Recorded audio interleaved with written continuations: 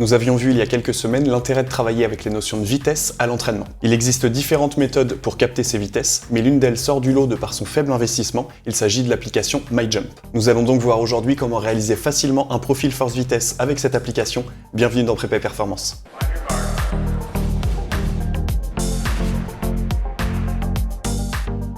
MyJump est le petit frère de MySprint, application dont nous avions déjà parlé pour réaliser un profil force-vitesse en sprint. C'est donc un outil qui permet l'évaluation de la performance en détente verticale et horizontale. Aujourd'hui, nous ne parlerons que de l'évaluation du profil force-vitesse en squat jump, mais l'application propose d'autres fonctions, comme l'évaluation d'une hauteur de saut instantanée, l'évaluation en saut horizontal, un test d'asymétrie et également de saut répété. Nous parlerons prochainement de ces autres évaluations et de leur intérêt dans un but de préparation physique. Dans cette vidéo, je vais vous décrire pas à pas le protocole d'évaluation d'un profil force-vitesse. Celui-ci est assez simple, mais demande tout de même une certaine rigueur pour des résultats exploitables. Nous verrons très prochainement dans une future vidéo comment exploiter les données récoltées pour l'entraînement. Le but étant de ne pas faire une vidéo de 30 minutes. Dans un premier temps, vous allez devoir créer le profil de votre athlète évalué. En sport collectif, il peut être intéressant d'anticiper cette démarche sur une autre séance pour ne pas que l'évaluation devienne trop chronophage. Sur le terrain, vous allez avoir à prendre 2 mesures anatomiques sur vos participants. L'idée de ces 2 mesures sera de déterminer le trajet moteur sur lequel poussent vos athlètes. Cette distance de poussée permettra de prendre en compte les différences interindividuelles de vos participants.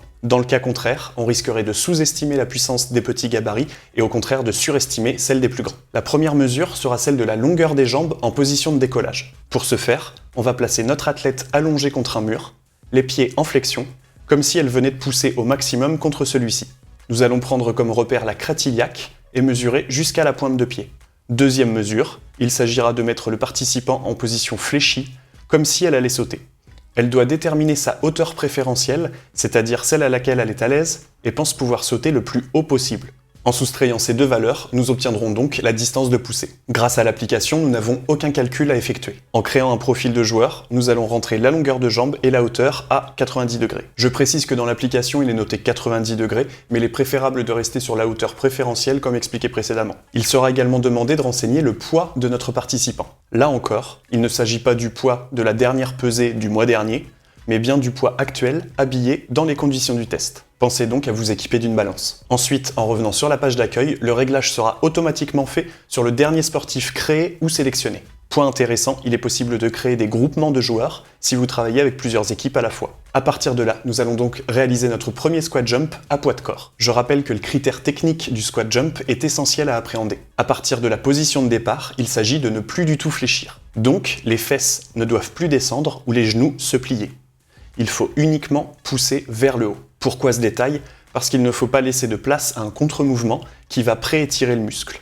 Nous en reparlerons prochainement dans une vidéo dédiée au cycle étirement-raccourcissement du muscle. Mais ce phénomène va stocker de l'énergie et la restituer. Or, ce n'est pas ce que vise notre évaluation ici. Il s'agira donc d'être très attentif lors de l'apprentissage de ce mouvement, qui paraît anodin, mais qui est parfois difficilement assimilé. Deuxième critère technique, ce sera celui de la réception du saut. Pour des résultats valides, il sera essentiel d'atterrir dans la même position que celle de la mesure, c'est-à-dire jambes tendues et pieds fléchis. Évidemment, vous pouvez ensuite fléchir pour ne pas accuser le contre-coup de la charge. Mais je ne dois pas atterrir pied à plat, ce qui fausserait les résultats. Enfin, il est essentiel de garder une bonne fixation lombaire pour que le tronc ne participe pas à la poussée. On cherchera à maintenir une verticalité du tronc dans le mouvement. Nous allons donc réaliser 4 sauts avec des charges différentes. Le premier sera réalisé à poids de corps. Il peut être intéressant d'avoir un manche à balai ou un bâton en plastique pour maintenir la position de réalisation du saut. Après avoir réalisé notre premier saut, nous renseignerons la charge et incrémenterons pour sauter avec une charge de plus en plus lourde. Bien entendu, notre saut sera de moins en moins haut. Pour nos 4 sauts, il est possible de faire 2 tentatives par saut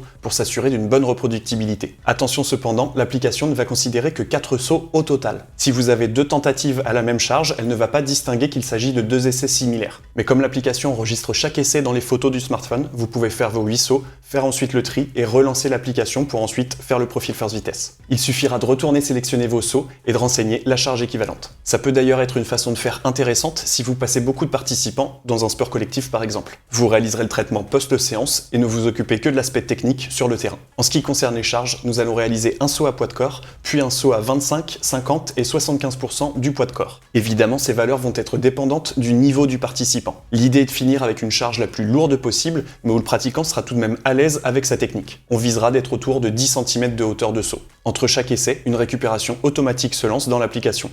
Vous pouvez la passer à tout moment. Dans l'application, nous allons déterminer le saut en balisant le décollage et l'atterrissage de notre athlète. Comme sur MySprint, cette étape sera déterminante pour un bon calcul de nos données. Nous allons sélectionner la première image où l'athlète n'aura plus aucun contact avec le sol.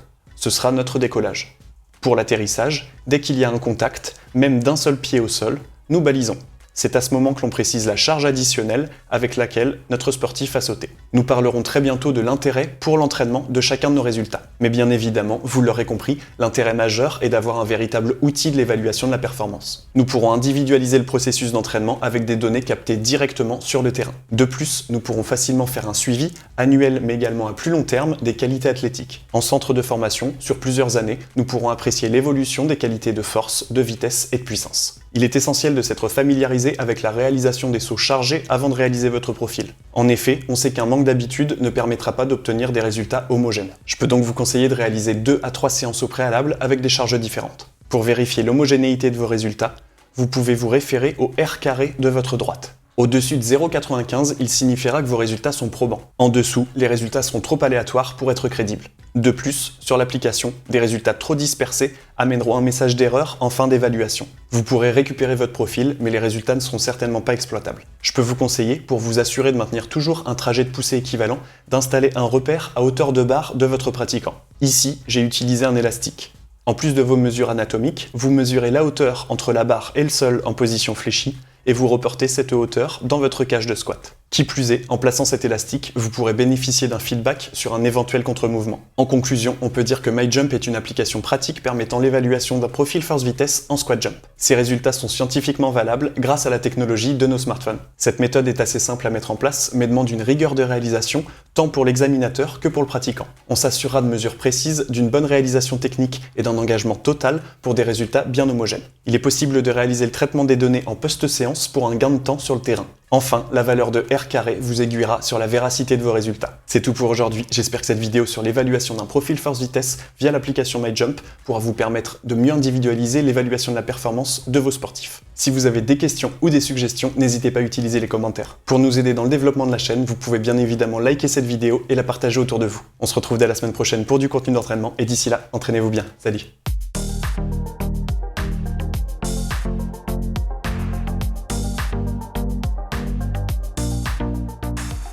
Bienvenue dans Prépa Performance.